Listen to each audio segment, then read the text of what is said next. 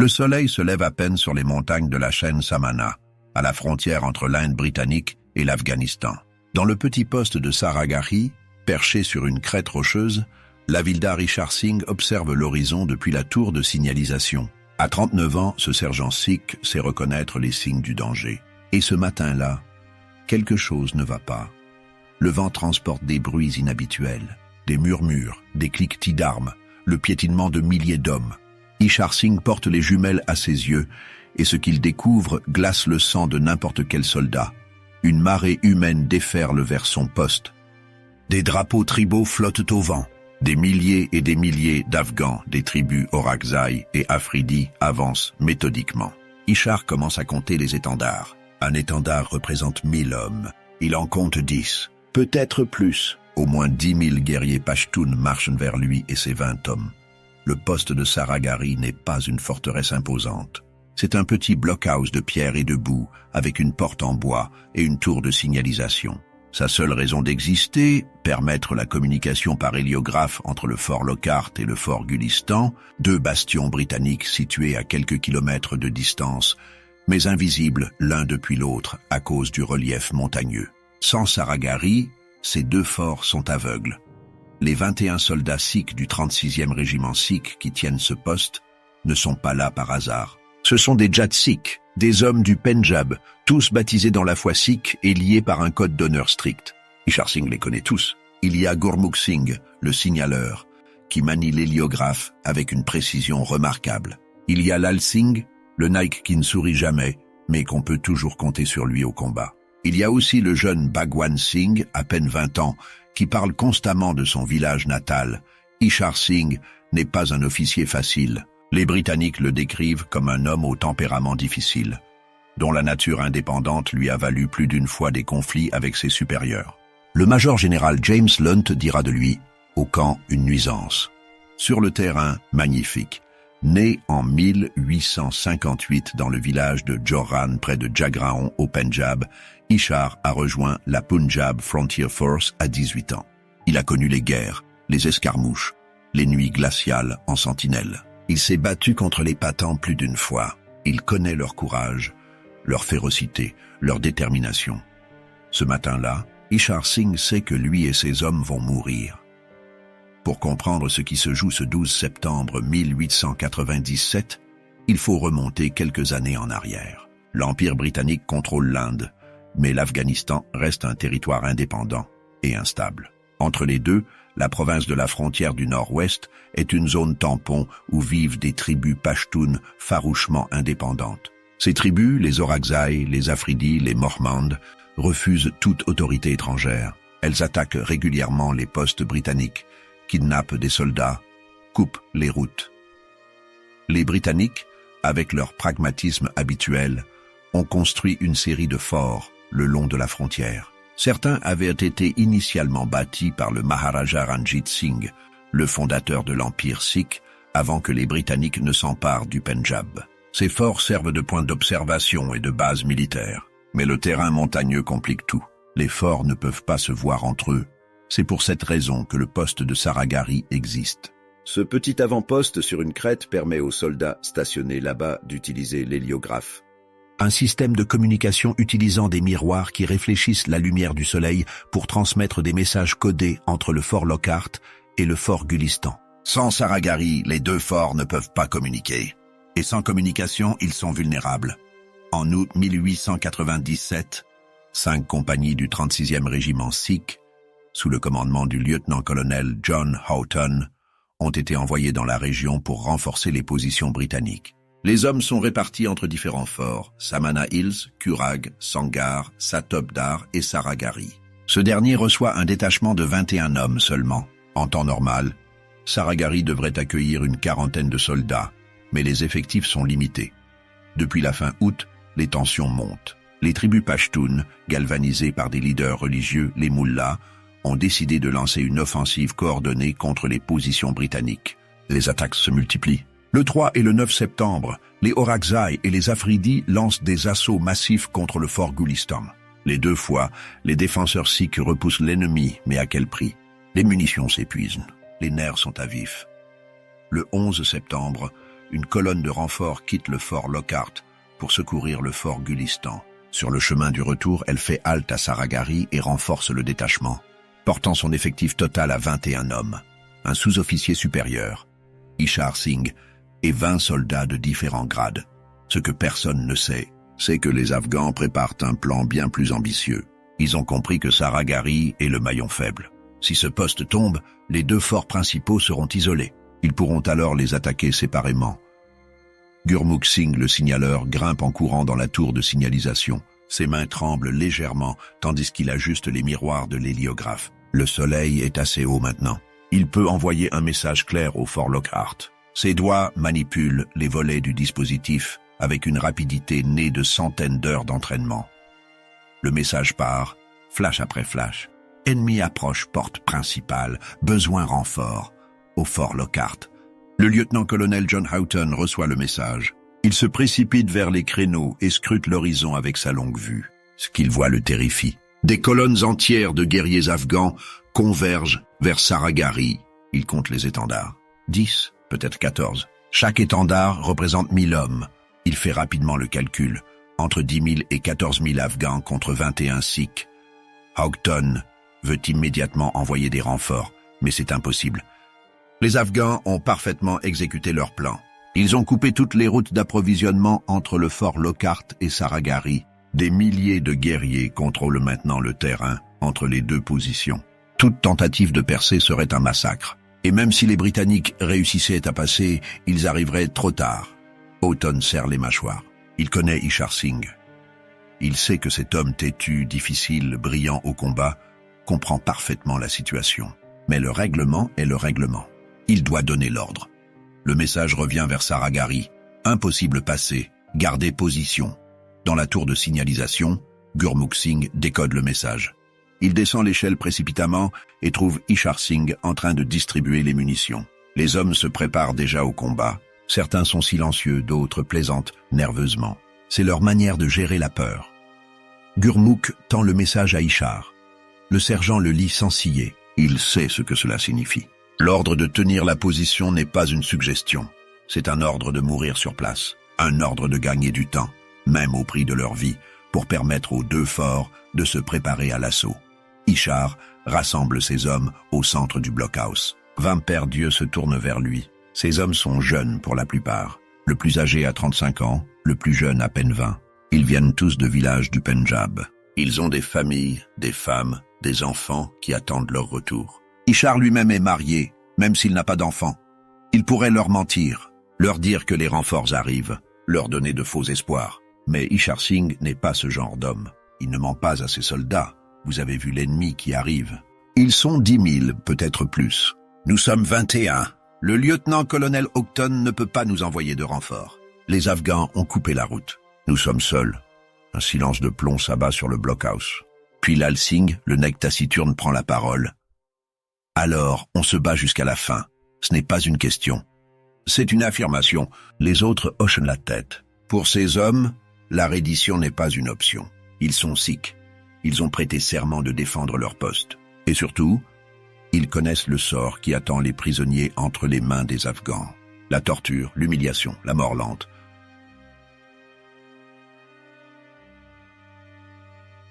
Ishar envoie Gurmukh renvoyer un dernier message au fort Lockhart. Un seul mot qui en dit long sur le courage de ces hommes, compris. Les Afghans ne sont plus qu'à quelques centaines de mètres. Leur nombre défie l'imagination. Le sol tremble sous leurs pas. Les cris, les chants de guerre, les prières en pachto résonnent dans la vallée. C'est une armée en mouvement, disciplinée malgré son allure tribale. Ces hommes ne sont pas des bandits désorganisés. Ce sont des guerriers aguerris, menés par des chefs expérimentés. Soudain, un groupe se détache de la masse et s'approche du blockhouse sous un drapeau blanc. Un émissaire afghan, un homme âgé avec une longue barbe et des yeux perçants, crie vers les défenseurs « Soldats sikhs, nous respectons votre courage. Vous êtes des hommes d'honneur. Rendez-vous maintenant et vous aurez la vie sauve. Nous vous laisserons partir. Vous retournerez vers les vôtres. » Depuis les remparts, Ishar Singh observe l'émissaire. Il pourrait le faire abattre immédiatement, mais ce serait une violation des règles de la guerre. Il répond d'une voix forte, assez puissante pour que tous ces hommes l'entendent. « Nous sommes des soldats du 36e régiment sikh. Notre devoir est de tenir ce poste. Nous ne nous rendrons pas. L'émissaire afghan secoue la tête tristement. Vous êtes 21. Nous sommes plus de 10 000. Vous allez tous mourir pour rien. Personne ne viendra vous sauver. Vos officiers britanniques vous ont abandonné. Nous savons que nous allons mourir, répond Ishar avec un calme dérangeant. Mais nous tiendrons ce poste aussi longtemps que nous le pourrons. C'est notre honneur. L'émissaire fait demi-tour et rejoint ses lignes. Les Afghans comprennent maintenant qu'ils vont devoir prendre Saragarhi de force. Ce qui aurait pu être une prise facile va se transformer en bataille sanglante. Les chefs afghans envoient un second émissaire, cette fois avec une menace. Si vous ne vous rendez pas, vous ne survivrez pas 5 minutes quand nous attaquerons. Nous sommes des milliers. Vos balles seront épuisées avant que nous ayons perdu 100 hommes. Ishar Singh ne prend même pas la peine de répondre cette fois. Il lève son fusil Lee Medford calibre .303 et tire un coup en l'air. C'est sa réponse. Les autres soldats sikhs crient leur cri de guerre, celui qui remonte à des siècles de tradition militaire sikh, Jo Bol So Nihal, Sat Sri Akal. Celui qui prononce ces paroles sera exaucé. Le Dieu éternel est la vérité. Le défi est lancé. Les Afghans attaquent en 2 vagues massives. La première déferle vers la porte principale du blockhouse. La seconde se dirige vers une brèche dans les remparts que les défenseurs n'ont pas eu le temps de réparer complètement. C'est une tactique intelligente. Diviser les forces des défenseurs, les forcer à se battre sur 2 fronts. Ishar a anticipé cette manœuvre. Il a posté ses meilleurs tireurs le long du mur extérieur, avec ordre de ne pas gaspiller de munitions. Chaque balle doit compter. Attendez qu'il soit à portée. Ne tirez que sur ordre. Les Afghans avancent en hurlant, protégés par des boucliers de bois et de cuir, leurs Jezailles et leurs Henry Martini pointés vers le blockhouse. Ils sont convaincus que leur nombre écrasant va briser la résistance en quelques minutes. Feu, hurle Ishar. Les Lee Medford crachent la mort. Ces fusils britanniques modernes ont une portée et une précision que les armes afghanes n'ont pas. À 200 mètres, les Sikhs peuvent abattre un homme d'une seule balle. Et ils ne ratent presque jamais leur cible. La première ligne afghane s'effondre. 10 hommes, 20, 30 tombent dans les premières secondes. Mais derrière eux, des centaines d'autres continuent d'avancer. C'est une marée humaine qui ne s'arrête pas. Pour chaque Afghan qui tombe, 2 autres prennent sa place. Les Sikhs tirent avec une cadence méthodique. Chargement, visée, tir. Rechargement, nouvelle cible, tir. Les douilles de cuivre s'accumulent à leurs pieds. L'odeur de poudre brûlée emplit le blockhouse. Le bruit est assourdissant. Gurmukh Singh, dans sa tour de signalisation, continue de transmettre ce qui se passe au Fort Lockhart. Ces messages deviennent de plus en plus urgents. Premier assaut en cours, ennemi en nombre, tenons bon. À mi-distance de la charge, les Afghans commencent à riposter. Les balles sifflent autour du blockhouse, s'écrasent contre les murs de pierre, arrachent des morceaux de rempart. Un Sikh pousse un cri. Bhagwan Singh, le jeune de 20 ans, s'effondre, touché à l'épaule. Le sang coule abondamment. Un camarade le traîne à l'abri et improvise un bandage avec un morceau de turban. « Je peux encore me battre !» Gémit Bhagwan en essayant de se relever. « Tu resteras en vie pour raconter cette histoire. » Lui répond Ishar en le forçant à rester au sol. Mais au fond, Ishar sait qu'aucun d'eux ne survivra pour raconter quoi que ce soit. Le premier assaut afghan atteint maintenant les murs du blockhouse. Des hommes commencent à escalader les remparts, utilisant des échelles de fortune, se hissant à la force des bras. Les Sikhs abandonnent temporairement leurs fusils et saisissent leurs kirpans, les sabres traditionnels sikhs. Le combat devient au corps à corps. Lal Singh, le nek, combat avec une rage froide. Son kirpan fend l'air, tranche, taille. Un Afghan tombe en arrière, la gorge ouverte. Un autre le suit. Mais il y en a trop, beaucoup trop. C'est alors que se produit quelque chose d'extraordinaire. Les Sikhs, au lieu de reculer devant le nombre, se mettent à chanter. Ce ne sont pas des cris de terreur ou de désespoir. Ce sont des hymnes, des prières sikhs, des chants de guerre transmis de génération en génération. Ces hommes affrontent la mort en priant, en célébrant leur foi, en honorant leurs ancêtres qui se sont battus avant eux. Cette attitude déconcerte les Afghans. Ils s'attendaient à de la peur, à de la panique. À la place, ils trouvent des hommes qui se battent avec le sourire aux lèvres, qui les définent même quand ils sont blessés, qui ne reculent jamais d'un pas. Après 15 minutes d'assaut, les Afghans se replient. Ils ont perdu plus de 40 hommes. Les corps s'entassent au pied des remparts. Et les 21 Sikhs tiennent toujours. Mais à quel prix? Bhagwan Singh est gravement blessé. Lal Singh a pris une balle dans la jambe. 2 autres soldats ont des blessures superficielles. Et surtout, les munitions commencent à manquer. Chaque homme n'a plus que quelques dizaines de cartouches. Les chefs afghans réalisent qu'un assaut frontal ne suffira pas. Ces Sikhs se battent comme des démons. Il faut changer de tactique. Ils décident alors d'adopter une stratégie d'usure. Ils vont bombarder le blockhouse de loin, épuiser les munitions des défenseurs, puis lancer un assaut final quand les Sikhs n'auront plus de balles. Des centaines de tireurs afghans prennent position autour du blockhouse, à distance respectable. Ils commencent à tirer méthodiquement sur les positions Sikhs. Ce n'est plus une charge héroïque, c'est une exécution calculée. Les balles pleuvent sur Saragari comme une averse métallique. Les murs du blockhouse sont criblés d'impacts. Les Sikhs ne peuvent plus riposter efficacement. S'ils gaspillent leurs munitions sur des cibles éloignées, ils seront totalement désarmés quand viendra l'assaut final. Ishar ordonne à ses hommes de ne tirer que sur les Afghans qui s'approchent trop près. Pour le reste, ils doivent endurer les balles qui sifflent à leurs oreilles, endurer les éclats de pierre qui leur lacèrent le visage, endurer la soif, la faim, l'épuisement, endurer la peur, parce que oui, ils ont peur. Ce sont des hommes, pas des machines. Ils savent qu'ils vont mourir. Ils savent que dans quelques heures, leurs corps seront froids et raidis. Mais ce qui les pousse à continuer, ce n'est pas l'absence de peur. C'est quelque chose de plus profond. C'est l'honneur, c'est le devoir, c'est la foi. Pendant cette accalmie relative, Gurmukh Singh continue de transmettre des rapports au fort Lockhart. Il décrit les vagues d'assaut, le nombre de morts ennemis, l'état des munitions. Houghton, dans son fort, reçoit chaque message avec une tristesse grandissante. Il sait qu'il est en train d'assister à l'agonie de 21 de ses meilleurs soldats, et il ne peut rien faire. Midi approche. Cela fait maintenant 3 heures que le siège a commencé. Les Afghans ont lancé 4 assauts majeurs. À chaque fois, ils ont été repoussés. À chaque fois, ils ont laissé des dizaines de morts. Mais ils sont encore des milliers. Et les Sikhs ne sont plus que 18 debout. Les Afghans changent à nouveau de tactique. Ils ont remarqué que la brèche dans le rempart est le point faible. Si cette section du mur s'effondre complètement, ils pourront envahir le blockhouse par dizaines. Ils décident de concentrer tous leurs tirs sur cette zone précise.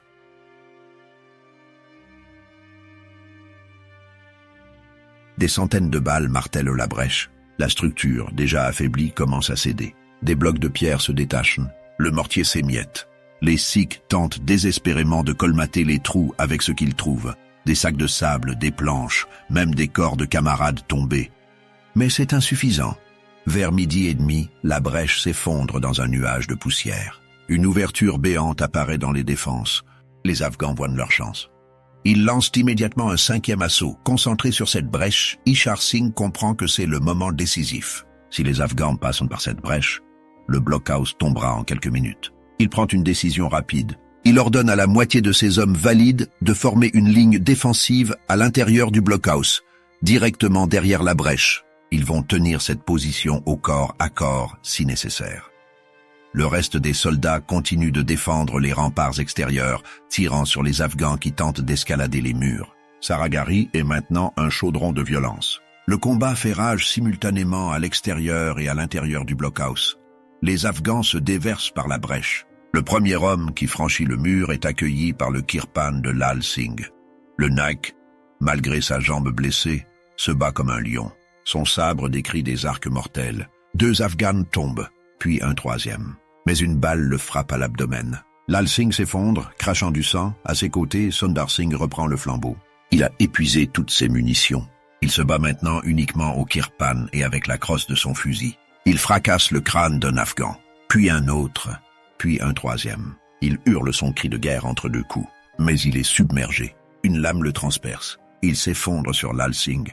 Les Afghans continuent de déferler. Pour chaque ennemi que les Sikhs abattent, 5 autres entrent. La brèche est devenue une fontaine de morts. Ishar Singh, depuis sa position près de la porte principale, voit la situation se dégrader.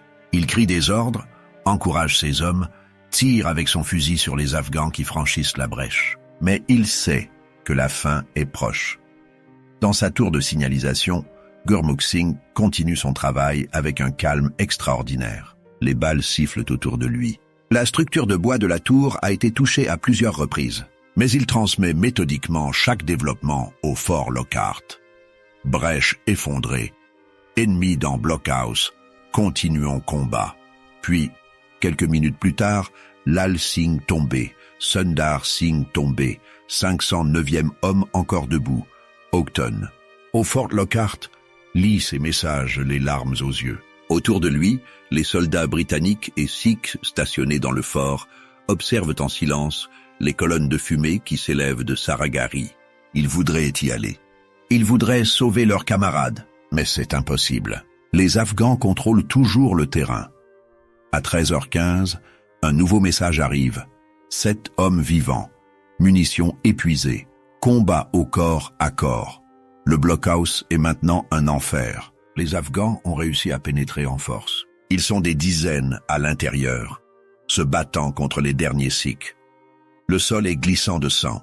L'air est irrespirable, chargé de fumée et de l'odeur métallique du carnage. Les sikhs se battent dos à dos, formant un dernier carré désespéré au centre du blockhouse. Ils n'ont plus de balles. Leurs kirpans sont émoussés par l'usage. Certains se battent avec des planches arrachées au mur. D'autres utilisent leurs mains nues. Ishar Singh est au centre de ce groupe. Son turban est défait, son uniforme déchiré et taché de sang. Il a reçu plusieurs blessures, mais continue de se battre avec une énergie surhumaine. Son kirpan ne s'arrête jamais. Un Afghan tombe, puis un autre, puis encore un autre. Autour de lui, ces hommes tombent un par un. Ram Singh s'effondre, la poitrine transpercée. Uttar Singh est écrasé sous le nombre. Sahib Singh, qui se battait près de la porte, pousse un dernier cri avant d'être submergé. Gurmukh Singh, dans sa tour, sait que son heure est venue. Les Afghans ont compris que la tour de signalisation doit être neutralisée. Un groupe grimpe maintenant l'échelle. Il peut entendre leurs pas lourds sur les marches de bois. Il envoie un dernier message au Fort Lockhart. Ses doigts manipulent l'héliographe avec précision, malgré les tremblements. Le message est court, mais dit tout. « Je suis le dernier homme vivant. Ennemi proche. Fin transmission. » Puis, Gurmukh Singh pose calmement l'héliographe. Il saisit son kirpan et se tourne vers l'ouverture de la tour. Les premiers Afghans apparaissent. Gurmukh récite une dernière prière sikh, puis charge. Il tue 2 hommes avant d'être transpercé de plusieurs coups. Son corps s'effondre dans la tour de signalisation qu'il a défendue jusqu'à la fin. En bas, dans le blockhouse, Ishar Singh est maintenant seul. Tous ses hommes sont morts. Il est blessé à plusieurs endroits. Le sang coule de son front, obscurcissant sa vision. Son kirpan est devenu rouge, brûlant de l'usage intensif. Autour de lui, des dizaines d'Afghans hésitent. Ils ont vu cet homme se battre. Ils ont vu la montagne de cadavres qu'il a créée. Ils le respectent, même s'ils le haïssent. Certains voudraient qu'il se rende, qu'il ait une mort honorable. Mais Ishar Singh ne connaît pas la reddition. Il lève son kirpan une dernière fois et charge. Il abat encore 3 hommes avant qu'une lame ne le transperce. Puis une autre, et une autre. Son corps est criblé de coups. Mais il reste debout quelques secondes de plus, refusant de tomber. Puis finalement ses genoux cèdent. Il s'effondre au milieu des corps de ses hommes. L'havildar Ishar Singh du 36e régiment sikh est mort. Le blockhouse de Saragari est silencieux. Les tirs ont cessé, la fumée se dissipe lentement. Les Afghans, épuisés, contemplent le carnage autour d'eux. Des centaines de leurs camarades sont morts. Peut-être plus. Les corps s'entassent à l'intérieur et à l'extérieur du blockhouse. Le sol est jonché de cadavres. Au centre, au milieu de cette horreur, reposent les 21 soldats sikhs. Leurs corps sont brisés, mutilés, mais leur expression reste calme. Ils sont morts en combattant. Ils sont morts en faisant leur devoir. Ils sont morts en sikh. Les chefs afghans marchent lentement au milieu des ruines. Ils sont bouleversés par ce qu'ils voient. Ces 21 hommes ont tenu pendant plus de 4 heures. Ils ont infligé des pertes terribles. Ils n'ont jamais demandé grâce. Ils n'ont jamais reculé. Un des chefs afghans s'agenouille près du corps d'Ishar Singh. Il observe le visage de cet homme qui a mené la défense. Puis, dans un geste de respect rare, il ferme les yeux du sergent sikh. C'étaient de vrais guerriers, murmure-t-il à ses compagnons. Qu'Allah les accueille au paradis. Mais la bataille n'est pas terminée pour les Afghans. Ils ont pris Saragari, oui, mais au prix de combien de vies? Et ils ont perdu trop de temps. Les forts Lockhart et Gulistan ont eu des heures pour se préparer. Quand les Afghans lancent finalement leur attaque contre le fort Gulistan dans la soirée, ils sont repoussés. Des renforts britanniques arrivent pendant la nuit. L'offensive afghane a échoué. Le sacrifice des 21 a sauvé les 2 forts. 2 jours après la chute de Saragari, une colonne britannique reprend le blockhouse. Les soldats qui arrivent sur place sont choqués par ce qu'ils découvrent. Les corps des 21 Sikhs sont là, criblés de blessures, mais toujours à leur poste. Autour d'eux, les soldats comptent au moins 600 corps afghans. Certaines sources parlent de 800 morts, peut-être plus. Le ratio est stupéfiant. Chaque Sikh a tué entre 20 et 30 ennemis avant de tomber. C'est un exploit militaire sans précédent. Les corps des 21 sont transportés avec tous les honneurs. Les Britanniques construisent un obélisque sur place avec les briques brûlées de Saragari. Une inscription y est gravée, listant les noms des 21 héros. Dans les semaines qui suivent, la nouvelle de la bataille se répand. Elle atteint Londres, où le Parlement britannique se lève dans un moment de silence pour honorer ses soldats. La reine Victoria, bouleversée, décide de décorer tous les 21 à titre posthume de l'Indian Order of Merit, la plus haute distinction de bravoure qu'un soldat indien pouvait recevoir à l'époque. C'est la première fois dans l'histoire de l'Empire britannique qu'une telle décoration est accordée à titre posthume à tous les membres d'une unité. Chaque famille reçoit également 500 roupies et 50 acres de terre. C'est une compensation dérisoire pour la perte d'un fils, d'un mari, d'un père, mais c'est aussi une reconnaissance du sacrifice. Qui étaient ces hommes? Leur nom mérite d'être connu.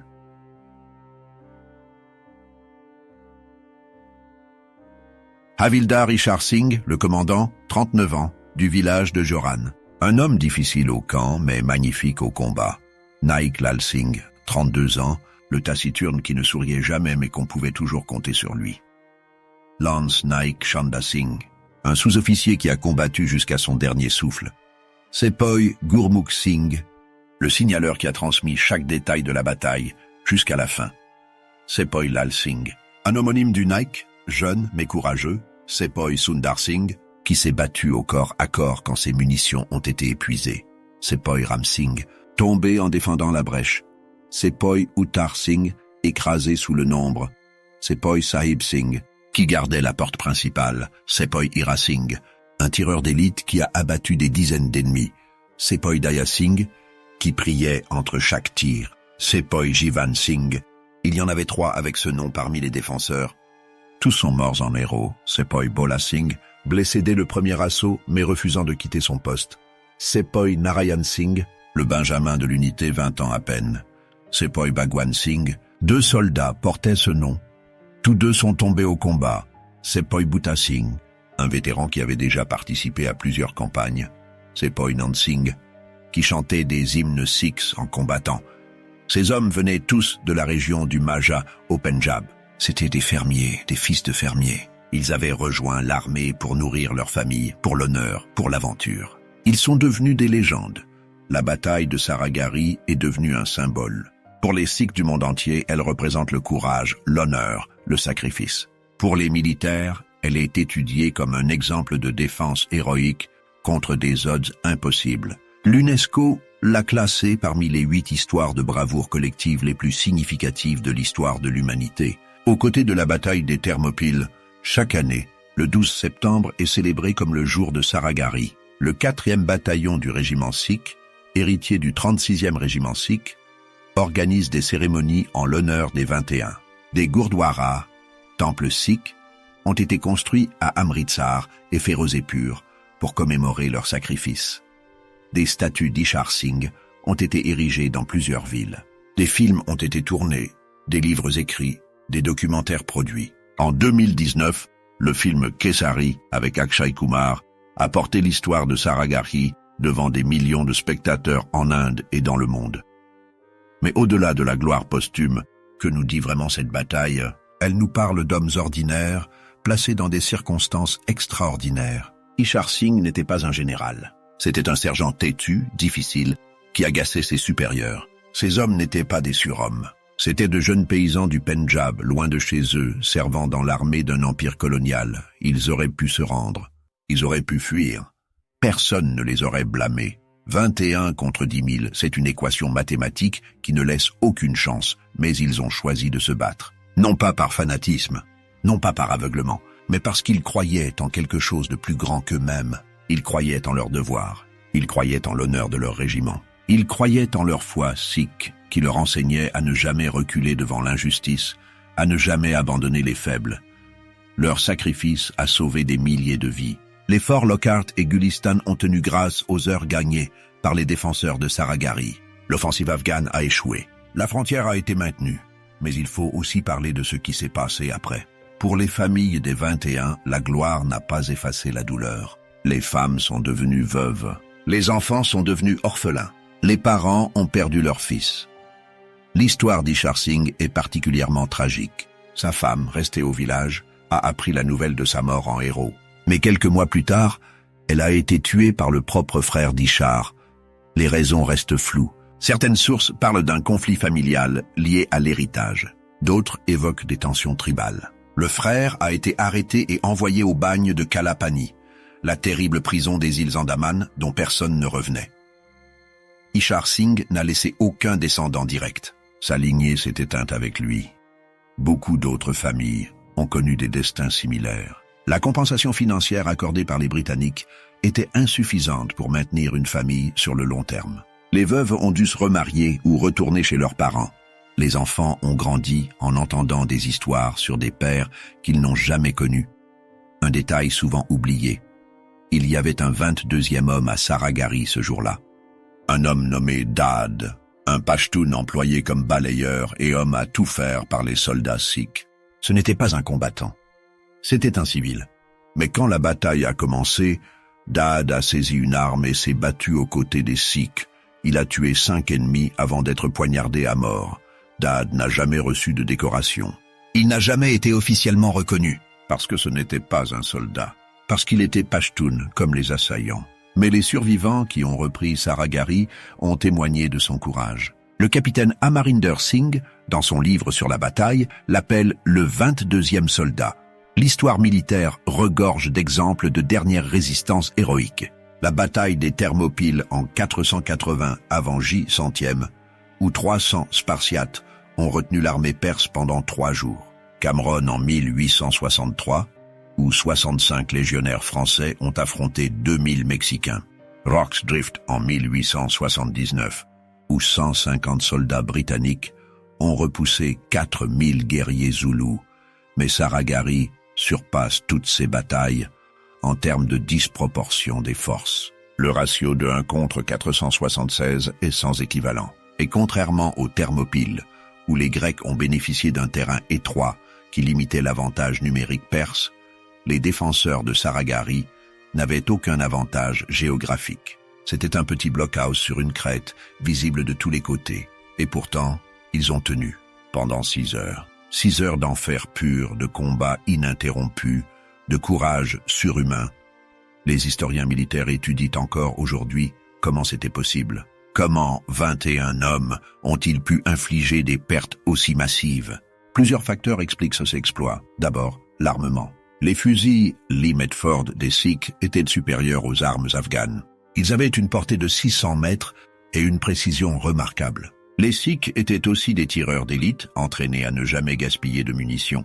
Ensuite, la discipline. Le 36e régiment Sikh était une unité d'élite, composée exclusivement de Jat-Sikhs baptisés. Ces hommes suivaient un code d'honneur strict. Ils ne buvaient pas d'alcool, ne fumaient pas, priaient quotidiennement.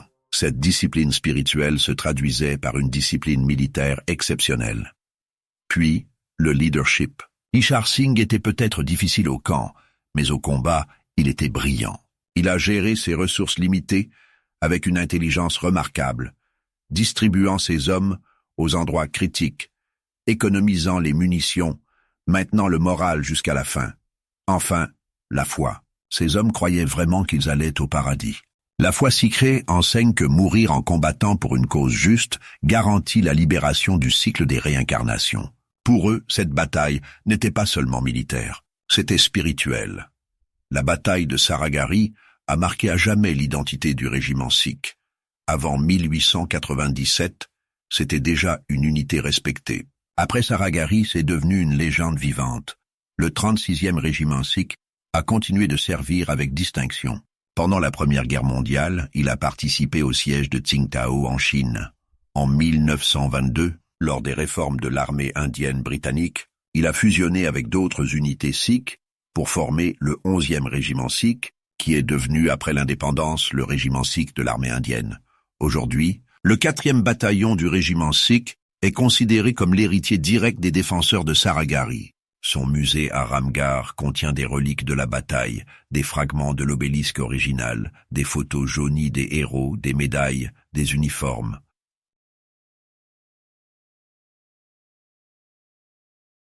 Chaque nouvelle recrue qui rejoint le régiment apprend l'histoire de Saragarhi dès le premier jour. C'est une tradition, un rite de passage. Les instructeurs racontent en détail comment les 21 se sont battus. Ils insistent sur le fait que ce n'est pas une légende, pas un mythe.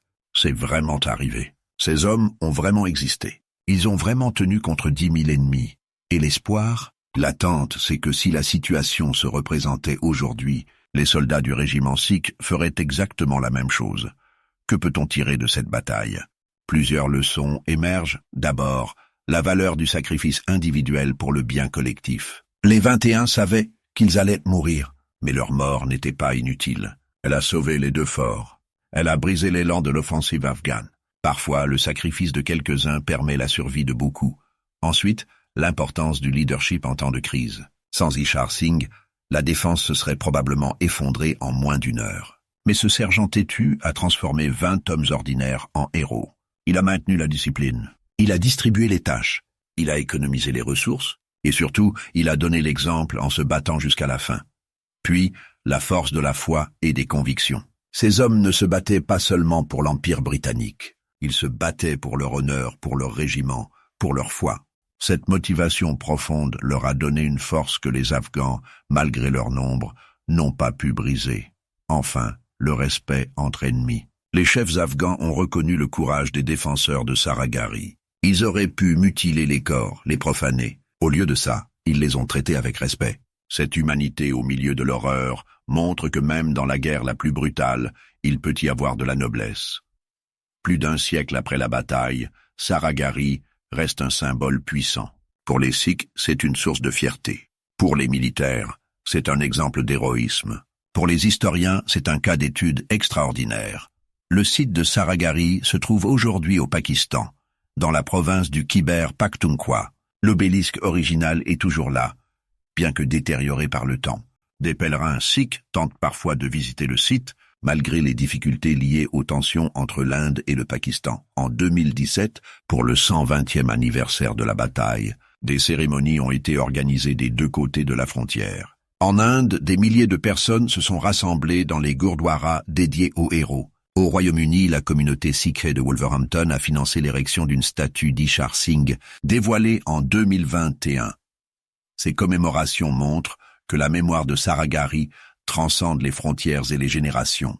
Les 21 ne sont pas morts pour rien. Leur courage continue d'inspirer. Dans les écoles du Pendjab, les professeurs racontent l'histoire de Saragarhi aux enfants. Ils expliquent que ces hommes, leurs ancêtres, ont montré ce que signifie vraiment le courage. Pas l'absence de peur, mais la capacité de faire son devoir malgré la peur.